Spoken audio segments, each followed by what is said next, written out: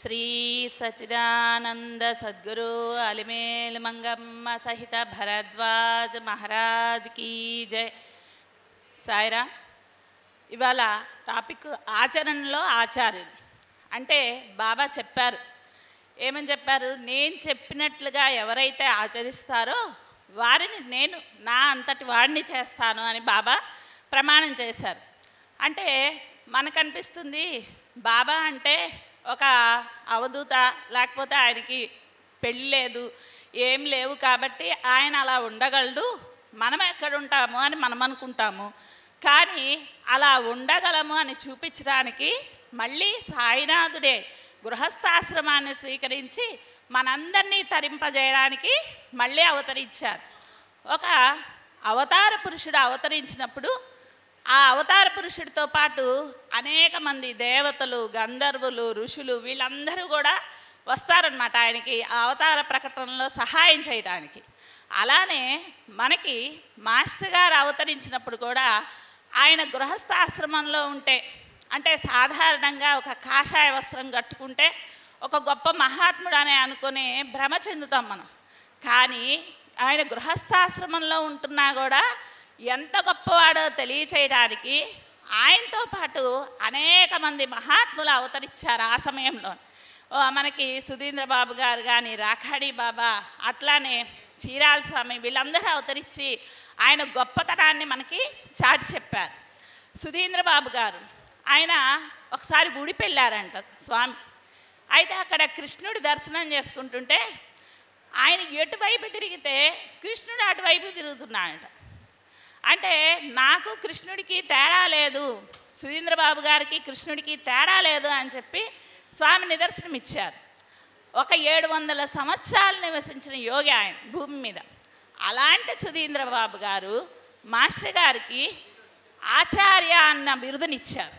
అంటే ఆయన ఎంత గొప్పవాడై ఉండాలి మన మాస్టర్ గారు, అంతే కదా. అంటే అలా ఆచార్యుడు అంటే ఏంటి? ఆచరించి చూపించేవాడు ఆచార్యుడు.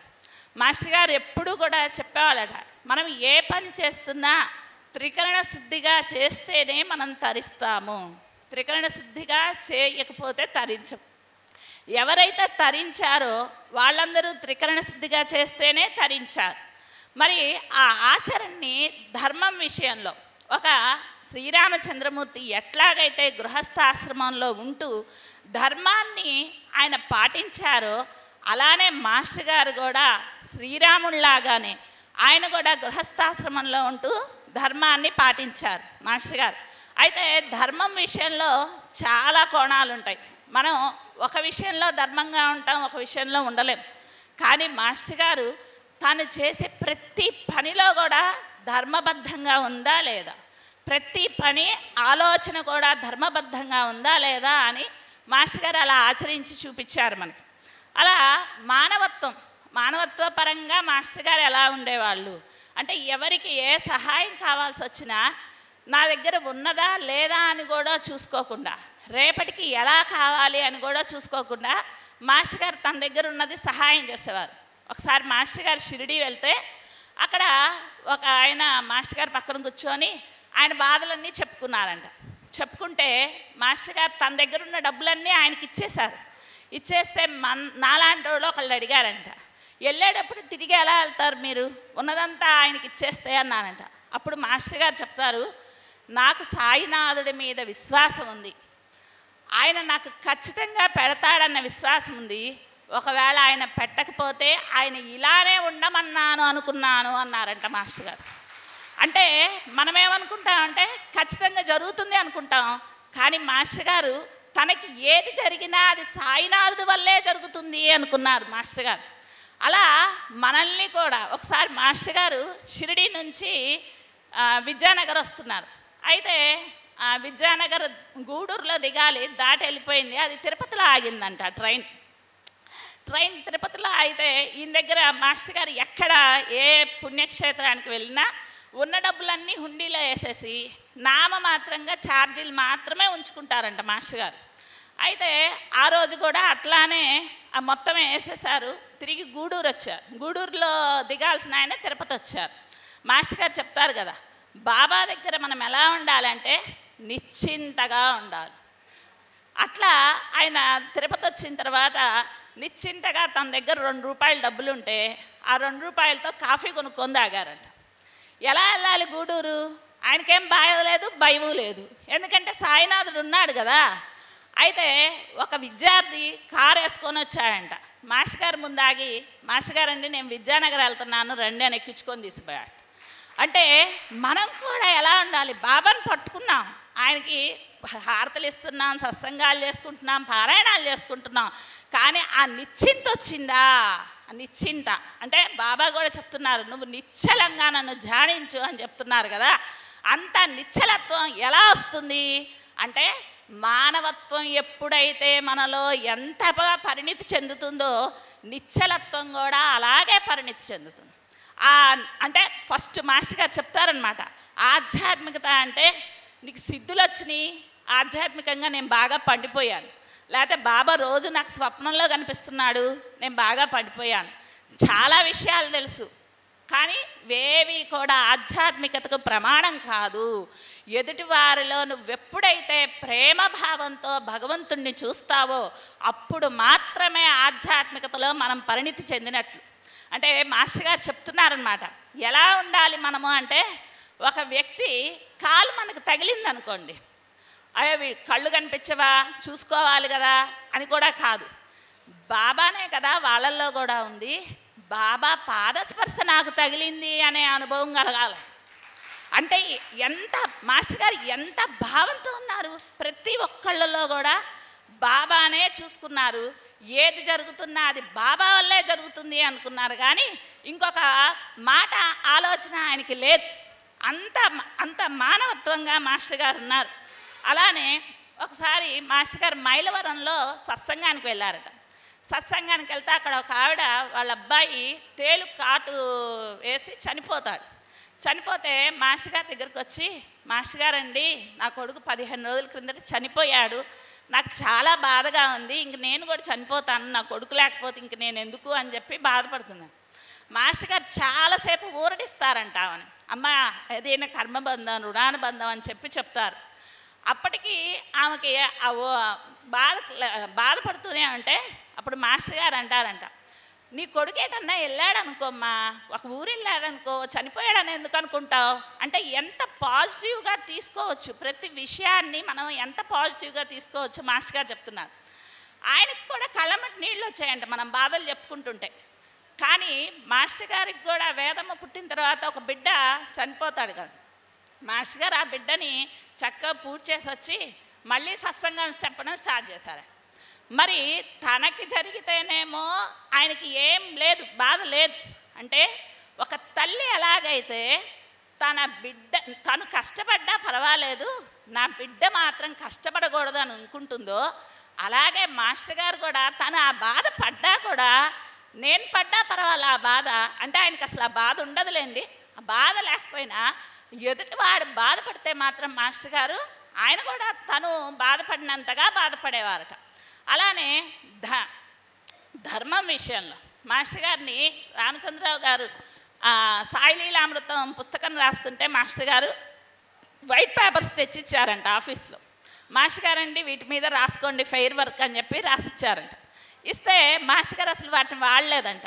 ఏంటి మాస్టర్ గారు ఇవి వాడలేదు అంటే, ఒరే మనం ధర్మబద్ధంగా ఒక పని చేస్తున్నప్పుడు దానికి వాడే వస్తువులు కూడా ధర్మబద్ధంగానే ఉండాలి. ఆ పేపర్లు గవర్నమెంట్కి సంబంధించినవి కాబట్టి ఆ ఆఫీస్కి ఎవరెంతమంది గవర్నమెంట్కి ట్యాక్స్ కడతారో వాళ్ళందరి కర్మ మనం అనుభవించాల్సి వస్తుంది. కాబట్టి మనం ధర్మబద్ధమైన కార్యక్రమానికి వీటిని వాడకూడదు అని చెప్పారంట. మాస్టర్ గారు అంత ధర్మబద్ధంగా రాశారు కాబట్టి ఇవాళ రోజున మాస్టర్ గారు ప్రబోధామృతంలో చక్కగా చెప్తారనమాట మనకి. మనం ఏం తపస్సులు చేస్తున్నామా, యాగాలు చేస్తున్నామా, ధ్యానం చేస్తున్నామా, కేవలం చరిత్ర పారాయణ సత్సంగంతోనే ఒక అర్థార్థిగా వస్తున్నాం. మాస్టర్ గారి దగ్గరికి ఎట్లా వస్తున్నాం, కష్టంతోనో కోరికతోనో వస్తున్న వాళ్ళం సత్సంగాలు పారాయణాల వల్ల బాబా నువ్వేమిస్తావో నాకు వద్దులే బాబా, ఫస్ట్ అడుగుతాం కోరిక, నాకు వద్దులే బాబా, నాకు ఏది శ్రేయస్కరమో అదే అంటే ఒక ముముక్షువు స్థాయికి మనల్ని తీసుకెళ్ళిపోతున్నారు. కేవలం పారాయణతోనే తీసుకెళ్తున్నారు. అంటే ఒక ధర్మబద్ధమైన కార్యానికి అంతటి విలువ ఉంటుందన్నమాట. అట్లానే మాస్టర్ గారు ధనార్జన విషయంలో, మాస్టర్ గారికి ధన సంపాదన పట్ల వ్యామోహం లేదని మనం అనుకుంటాం, కానీ చాలా వ్యామోహం. అయితే మనం అనుకునే లౌకికమైన ధనం కాదు, ఆధ్యాత్మిక ధనం. మాస్టర్ గారు బాబా అంటారు కదా, నా ఆధ్యాత్మిక ధనాగారం నిండి పొంగిపోతుంది, తీసుకునేవాడు ఎవడూ లేడు అంటాడు. కానీ మాస్టర్ గారు అవతరించి మనకు కూడా ఆధ్యాత్మిక ధనాగారం అడగడం అనే బుద్ధిని మనకు ప్రసాదిస్తున్నారు బాబా. అంటే మనం అనుకుంటాం లౌకికమైన ధనం లేకపోతే ఎట్లా జరుగుతుంది అని మనం అనుకుంటాం. కానీ బాబా దగ్గర ఏమున్నాయి? తంబిరేలు గ్లాసు, చినిగిపోయిన కఫ్ని, లోట, ఈ తప్ప ఇంకేం లేవు కదా బాబా దగ్గర. మరి ఇవాళ రోజున ఆయనకు అంత వైభవంగా ఎలా జరుగుతుంది అంటే ఆధ్యాత్మిక ధనం. ఆ ఆధ్యాత్మిక ధనాన్ని మనల్ని కూడా సంపాదించుకోమంటున్నారు మాస్టర్ గారు. అంటే బాబా దగ్గర కూడా ఈ పాత వస్తువులు, ఈ బాబా చినిగిన కఫ్ని, లేకపోతే ఆ లోట, మట్టి కుండ, ఇవి మాత్రమే ద్వారకామాయిలో ఉండేయట. ఏదైనా భక్తులు తీసుకొచ్చిన వెండి సామాన్లు అవన్నీ కూడా రాధాకృష్ణ వాళ్ళ ఇంట్లోనే ఉండేవి. బాబా అసలు లోపలికి కూడా రానిచ్చేవాళ్ళు కాదంట. ఎందుకని అంటే కేవలం మనకి నిత్యావసర వస్తువులు మాత్రమే అవసరం, ఇవి మిగిలినవన్నీ అనవసరమైనవి బాబా రానిచ్చేవాళ్ళు కాదట. అలానే మాస్టర్ గారి ఇంట్లో కూడా నామమాత్రమైన స్టీల్ సామాన్, ఆ సామాన్లు కూడా మళ్ళీ చాలా చాలా ఉండవు, అవసరమైనంత వరకే ఉంటాయంట. అమ్మగారు వచ్చినా కూడా ఆ ఉన్న 2 పాత్రలతోనే ఆమె వంట చేసేది, కానీ ఏమన్నా తీసుకురా అని చెప్పేది కాదంట. అంటే సీతమ్మకైనా జింక మీద వ్యామోహం కలిగి రాముణ్ణి మర్చిపోయిందేమో, కానీ అమ్మగారు ఏనాడు మాస్టర్ గారిని మర్చిపోరు. అంటే ఎంత ఇద్దరు కూడా అలాంటి గురుదంపులు దొరకడం మనకు అదృష్టం. ఇద్దరు కూడా అంత సమన్వయంగా ఉండేవాళ్ళు అన్నమాట. అలానే మాస్టర్ గారు ఎక్కడ తన ఆడంబరాలు ఎక్కడా చెప్పుకోలే, దాన ధర్మాలు చేసేవాళ్ళు, కానీ ఎక్కడా చెప్పుకోలే. మనకి త్రైలింగ స్వామి చరిత్రలో ఒక సంఘటన ఉంటుందన్నమాట. ఒక రాజుగారు త్రైలింగ స్వామికి బట్టలు, వెండి సామాను ఏవో తీసుకొచ్చి ఇస్తారు. ఆయనకేమీ ఉండదు కదా, దేహజాస ఉండదు కదా. అవి నాలాంటి వాళ్ళు ఎవరో పోయి, స్వామి నీకు అక్కర్లేదుగా నాకు ఇవ్వ అని అడుగుతారు. ఆయన తీసుకో అని చెప్పి పంపించేస్తారు. తర్వాత ఈ రాజుగారికి తెలిసిద్ది ఈ విషయం. తెలిసి నేను ఇచ్చిని ఆయనకి ఇచ్చేస్తాడా, ఆయన తీసేసుకుంటాడా అని ఆ తీసుకున్న వ్యక్తి మీద ఆయనకి కోపం వస్తుందన్నమాట. అప్పుడు త్రైలింగ స్వామి అంటారు, ఇచ్చేసిన తర్వాత గుర్తుంటే నువ్వు ఇంకా ఇవ్వనట్లే. అంటే మనం దానం చేసిన తర్వాత మనం ఇచ్చామని కూడా గుర్తుండకూడదంట. అంటే మాస్టర్ గారు వచ్చారు కాబట్టి చెప్పుకోకూడదు, కాబట్టి చెప్పుకోవట్లా, పేర్లు వేయకూడదు కాబట్టి పేర్లు వేయట్లా, కానీ లోపల మనసులో మాత్రం నాలాంటి దానికి ఇంకా నేను అక్కడ ఇచ్చా కదా, ఇక్కడ ఇచ్చా కదా అని గుర్తయితే ఉంటుంది. కానీ ఆయన ఏం చెప్తున్నాడు, నీకు గుర్తున్నంత వరకు నువ్వు ఇవ్వనట్లే అన్నాడు. అంటే ఆ స్థాయికి ఎప్పుడు తీసుకొస్తాడు ఆయన. అట్లానే మాస్టర్ గారు చెప్తున్నారు, గోపాల్ గారు కలిచేళ్ళలో భగవద్గీత ఉపన్యాసాలకి మాస్టర్ గారిని తీసుకెళ్ళాలని చెప్పి అనుకున్నాడు. తీసుకెళ్ళాలనుకుని మాస్టర్ గారండి మీ పేరు రాయించుకుంటాము అంటే, రాసుకోరా కానీ నా విద్యార్హతలు మాత్రం రాయొద్దు అన్నారు. అంటే మనమైతే ఐఏఎస్ అయితే ముందు ఫస్ట్ నా పేరే ఉండాలి, అంతే కదా. ఐఏఎస్ చదివాను, ఎంఏ ప్రొఫెషనల్, నా పేరే ఉండాలని చెప్పి ఫస్ట్ నా పేరు పక్కన మళ్ళీ అవి కూడా రాయకపోతే మళ్ళీ వాళ్ళని అరుస్తాం అనమాట. నా పేరు పక్కన నా తోకలు లేవేంది అంటాం. కానీ మాస్టర్ గారు అవి వేస్తే ఒప్పుకునేవాళ్ళు కాదట. అట్లానే మాస్టర్ గారు అమ్మగారితో పాటు ఒకసారి వివాహం అయిన తర్వాత మాస్టర్ గారు ఒక ఫంక్షన్కి వెళ్ళారు. ఫంక్షన్కి వెళ్తే అక్కడ మాస్టర్ గారు స్వీట్లు పెట్టించుకోలేదండి. అయితే పక్కనున్న ఒక స్టూడెంట్ అడిగారంట మాస్టర్ గారిని, మాస్టర్ గారు స్వీట్లు పెట్టించుకోలేదంటే, ధర్మేచ అర్ధేచ కామేచ మోక్షేచ నాతి చరామి అని నేను ప్రమాణం చేశాను కదా, ఇప్పుడు కామంగా అది ఆ స్వీట్ నేను కోరికతో తిన్నాననుకో, అది అమ్మగారి పట్ల నేను చేసిన అధర్మం అవుతుంది అన్నారంట మాస్టర్ గారు. అంటే ఎంత ధర్మబద్ధంగా, మనకైతే ఏదన్నా కనిపించగానే ముందు ఇంట్లో భర్తకు పెడతామా బాబాకి పెడతామా, ముందు నోట్లో వేసుకోవాలి. కానీ మాస్టర్ గారు అలా కాదు, కనీసం భార్యకు పెట్టకుండా కూడా తినకూడదు. అంటే ధర్మాన్ని ఎంత ధర్మబద్ధంగా ఆయన పాటించారు. అట్లానే ఎక్కడా కూడా ఆయనకి కులమతాలు అనేవి లేవు. అలానే ఇంత చేస్తున్నారు కదా మాస్టర్ గారు, సాయి ప్రచారం చేస్తున్నారు, ఇన్ని చేస్తున్నారు కదా, ఎందుకు మాస్టర్ గారు సాయి ప్రచారం చేశారు? మనల్ని కూడా సాయి ప్రచారం చేయమన్నారు. ఎందుకంటే మనం గోరింటాకు రుబ్బి గోరింటాకుని అందరికీ పెడుతున్నాం అనుకోండి, మళ్ళీ మన చెయ్యి ఎర్రగా పండడానికి మనం పెట్టుకోవాలా? అక్కర్లేదు కదా. అట్లానే బాబా గురించి మనం చెప్తూ ఉంటే ఆటోమేటిక్గా మన ఉద్ధరణ జరిగిపోతుందంట. అందుకని మాస్టర్ గారు ప్రతి ఒక్కరికి చెప్పేవాళ్ళు, నీకు తెలిసింది 10 మందికి చెప్పు, అది నీకు కూడా మేలు చేస్తుంది అని మాస్టర్ గారు చెప్పేవాళ్ళు. అలానే పిల్లల పెంపకం విషయంలో ఇన్ని చేస్తున్నాడు కదా మాస్టర్ గారు, పిల్లల్ని వదిలేశారా అంటే లేదు. పొద్దున్నే వాళ్ళ చేత ఆసనాలు వేయించేవాళ్ళంట, అలానే వాళ్ళ చేత యోగా చేయించేవాళ్ళు. వేదమ్మకి నేను గురించి ఆలోచించమని చెప్పేవారట. అలానే ఎప్పుడన్నా కరెంటు పోతే ఆకాశంలో నక్షత్రాలని వాటన్నిటినీ చూపించి వాటి గురించి ఆలోచించమనేవాళ్ళంట. వాళ్ళకి లౌకికమైన విద్య, ఆధ్యాత్మికమైన విద్య రెండింటినీ కూడా కలగలుపుతూ మాస్టర్ గారు నేర్పించారు. అలానే పిల్లల సమయాన్ని సద్వినియోగం చేయడం, ఇది మాస్టర్ గారు చెప్తారు, క్షణక్షణం ఆత్మ వికాసం పొందడమే మన జీవిత లక్ష్యం కావాలి. క్షణక్షణం మనకి ఒక క్షణం వేస్ట్ అయితే ఏముందిలే అనుకుంటాం, కానీ ఒక్క క్షణం వేస్ట్ చేసినా తిరిగి రాదు, మళ్ళీ అది తిరిగి రాదు అన్న విషయాన్ని మనకు తెలుసు. మాస్టర్ గారు అంటారు, మీరు రాముడు కృష్ణుడు ఈ అవతారాలన్నీ వచ్చి వెళ్ళిపోయినాయి అంట, అప్పుడు మనం కూడా ఉన్నామంట, మనల్ని ఉద్ధరించడం చేతగాక వాళ్ళే వెళ్ళిపోయారంట, మనం మాత్రం ఇక్కడే ఉన్నామంట. వాళ్ళు గ్రేటా మనం గ్రేటా అని, మనమే గ్రేట్ కదా వాళ్ళకన్నా అని ఎగతాళిగా మాస్టర్ గారు అనేవాళ్ళంట. అంటే ఎందుకని అంటే ఆయన చెప్పింది ఆచరిస్తే ఈ జన్మలోనే తరిచిపోతాం. మాస్టర్ గారు అంటారు, ఇప్పుడే ఇక్కడే ఈ క్షణమే ముక్తి పొంది తీరుతాం అని చెప్పి మాస్టర్ గారు అభయం ఇచ్చారు. అంటే ఆయన ఎంత యోగులు చేసే సాధన నేను మీకు చెప్పేది అని చెప్తారు మాస్టర్ గారు. అలా యోగులు చేసే సాధన అంటే ఏంటి? ఒక్క క్షణం కూడా టైం మనం వేస్ట్ చేయకూడదు. వ్యర్థమైన కాలక్షేపాలు, టీవీలు, సినిమాలు, నాటికలు, వీటి వల్ల ఏమవుతుందంట మాస్టర్ గారు చెప్పేవాళ్ళంట, ముందు శబ్ద కాలుష్యం పెరిగిపోతుంది అని చెప్పాను. శబ్ద కాలుష్యం పెరిగితే ఏమవుతుంది? వాయు కాలుష్యం అంటే సరే రోగాలు వస్తాయి, నీటి కాలుష్యం రోగాలు వస్తాయి, ఇంకేదన్నా కాలుష్యం రోగాలు వస్తాయి. శబ్ద కాలుష్యానికి ఏం రోగాలు వస్తాయి అంటే మాస్టర్ గారు చెప్తారు, మనం మాట్లాడే ప్రతి మాట తరంగాల రూపంలో వాయుమండలం మొత్తం వ్యాపిస్తుందంట. అంటే ఎప్పుడైతే మనం ఒక మంచి మాట మాట్లాడామో తరంగాల రూపంలో వాయుమండలం అంతా వ్యాపిస్తుంది, చెడ్డ మాట మాట్లాడినా వాయుమండలం అంతా వ్యాపిస్తుంది. అంటే ఏం చేస్తున్నాం మనం? మన ఆలోచనల ద్వారా, మన మాటల ద్వారా వాయుమండలం మొత్తాన్ని కలుషితం చేసేస్తున్నాం. కాబట్టి మనం సమయాన్ని సద్వినియోగం చేసుకోవాలి. అనవసరమైన వ్యర్థ కాలక్షేపాలు, సినిమాలు, కబుర్లు ఇవన్నీ కూడా మళ్ళీ మనకు అక్కడికి రావు కదా, ఒక్క మానవ జన్మరా మళ్ళీ వస్తుందా అని మాస్టర్ గారు బాధపడేవాళ్ళట. అంత ప్రేమ మన మీద ఆయన పెట్టుకునేవాళ్ళు మాస్టర్ గారు. అలానే నిష్ఠా సబూరి బాబా చెప్తారు, ఈ 2 కాసులు నాకు సమర్పించు ఇంక చాలు అని. మా బాబా జయప్రద మేడంకి స్వప్నంలో కనిపించి 2 పైసలు దక్షిణ ఇవ్వు అన్నారంట. సరే బాబా అన్నదంట.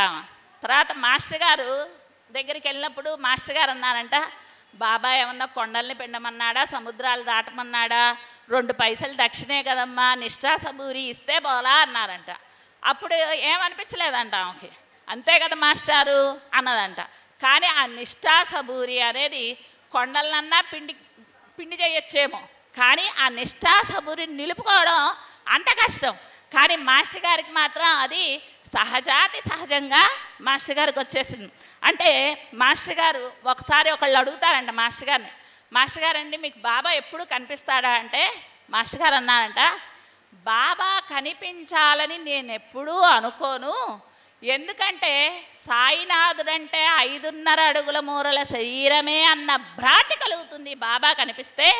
నేను తల్లి ఒడిలో ఉండి తల్లిని చూడకుండా ఎలాగైతే బిడ్డ ప్రపంచం మొత్తాన్ని చూస్తూ కేరింతలు కొడుతుందో నేను సాయినాథుని ఒడిలో అలానే ఉన్నాను అన్నారంట మాస్టర్ గారు.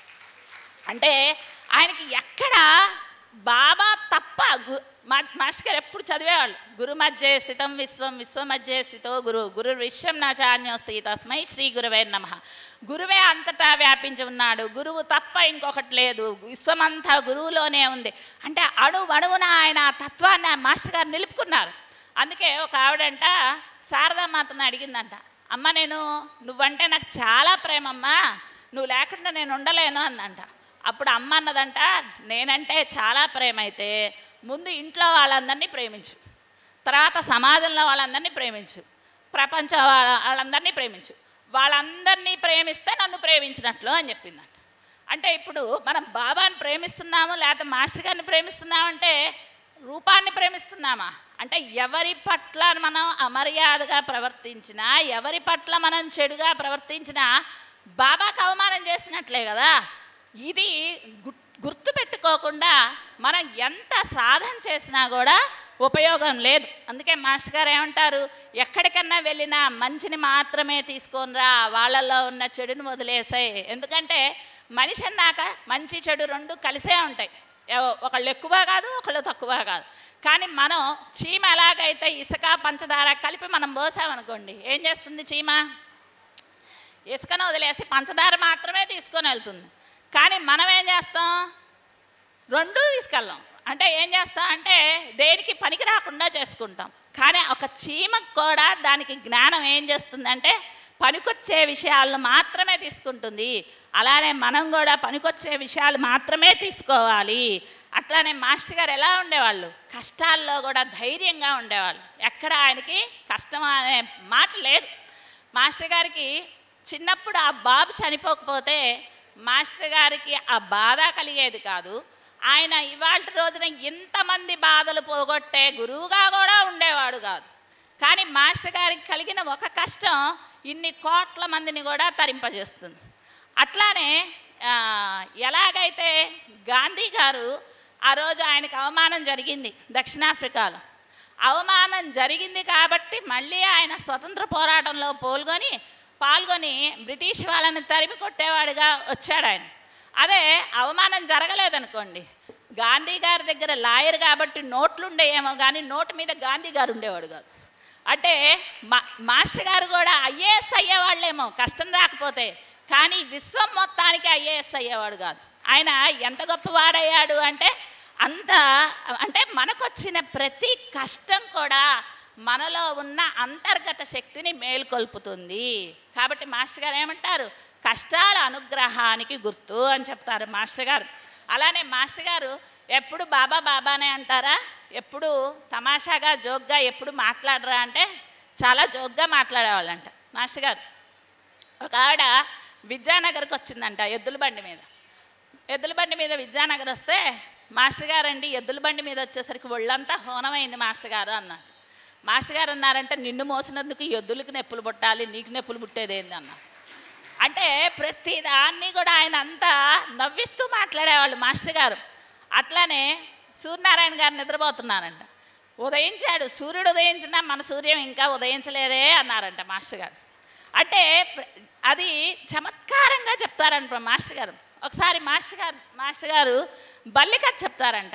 బాబా షిరిడీలో ద్వారకామాయిలో బల్లి కథ ఉంటుంది. బల్లి తన జాతి మొత్తాన్ని సోదరభావంతో చూస్తుందిరా, మనం మన సోదరుల్లోనే సోదరులేకపోతున్నాం అన్నారంట మాస్టర్ గారు.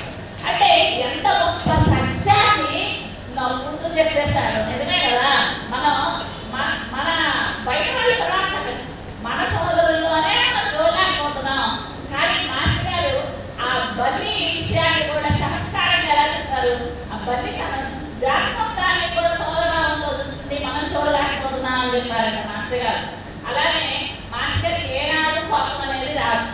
ఆయన జగత్తులో అంటే కోపాన్ని జయించేవాడు. అంటే మనకు కూడా అనిపిస్తుంది, బాగా జరిగింది సస్యంగా వెళ్తే మనకు కూడా కోపం పోయింది అనిపించింది. అది మన కోపం ఎలా ఉంటుందంటే, ఒక ఆయన కాశీ వెళ్ళి నేను కోపాన్ని వదిలేసి వచ్చాను అన్నాడు. ఏంటి అన్నాడు? నేను కోపాన్ని వదిలేసి వచ్చాను అన్నాడు. మళ్ళీ ఏంటి అన్నాడు? నేను కోపాన్ని వదిలేసి వచ్చాను అన్నాడు. మళ్ళీ అయ్యాడు, నేను కోపాన్ని వదిలేసి వచ్చాను అన్నాడు. ఎక్కడ వదిలా? ఇక్కడే వదిలా అన్నాడు. అంటే మన కోపం కూడా ఎట్లా ఉంటుందంటే, అది వదిలేసిన మనం అనుకుంటాం అన్నీ అక్కడే ఉంటాయి, ఎక్కడికి పోవు.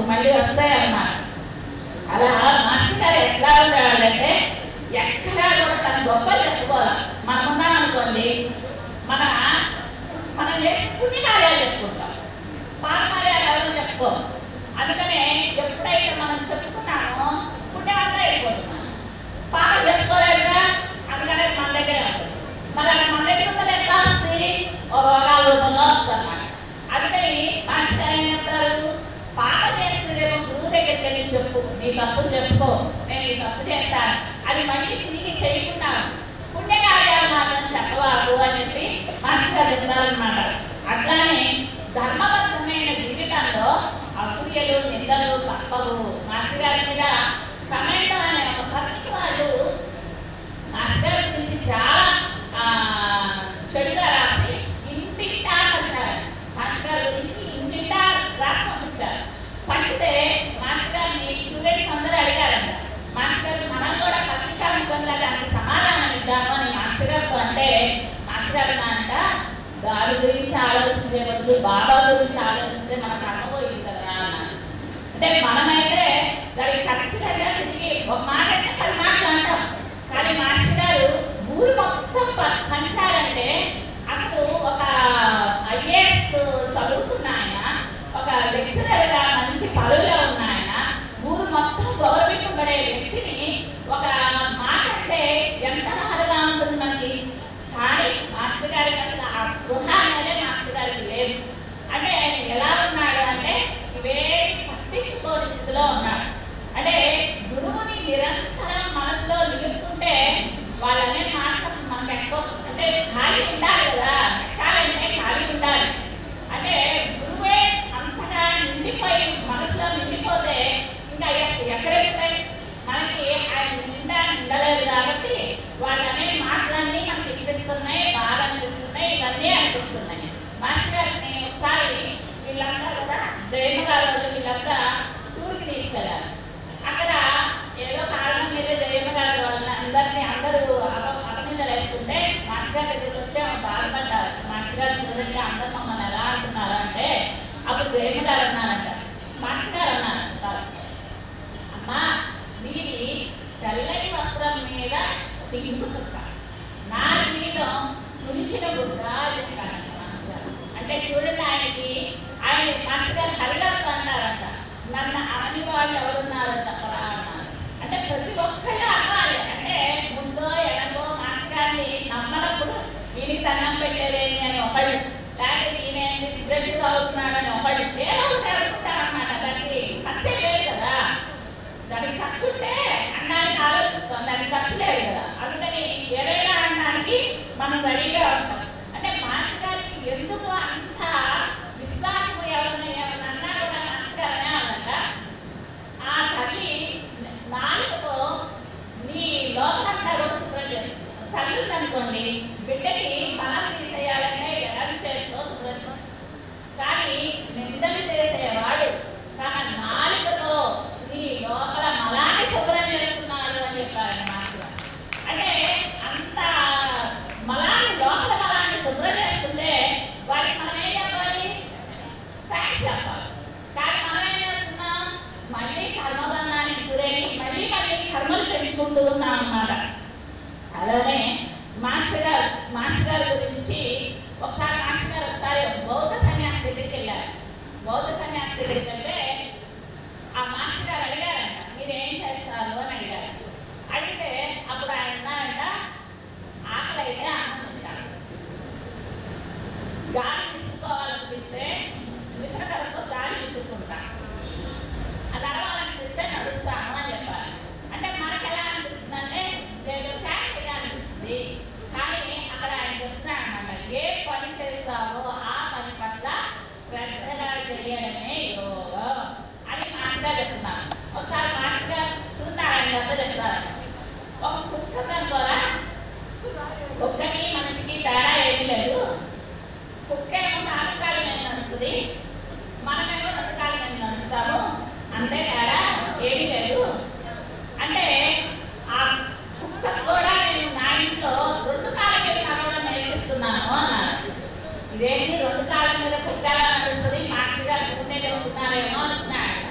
తర్వాత ఆయన నిజంగానే మాస్టర్ గారు గుర్తుకెళ్తే మాస్టర్ గారు బిస్కెట్ వేస్తుంటే ఆ కుక్క 2 కాళ్ళ మీద అమ్ముకుంటున్నాను. మాస్టర్ గారు దగ్గర మీరేదో ఉంటే చెప్తారేమో అనుకున్నాను మాస్టర్ గారు అంటే అప్పుడు ఆయన అన్నారంట, నేను అసలు అబద్ధం చెప్పను అన్నారు. వెంటనే మాస్టర్ గారు వెళ్తారు, చూస్తారని వెళ్తారు. ఆయన అబద్ధం చెప్పినా వస్తారని ఆయన అర్జునుడు కృష్ణుడు వెళ్తున్నారంట.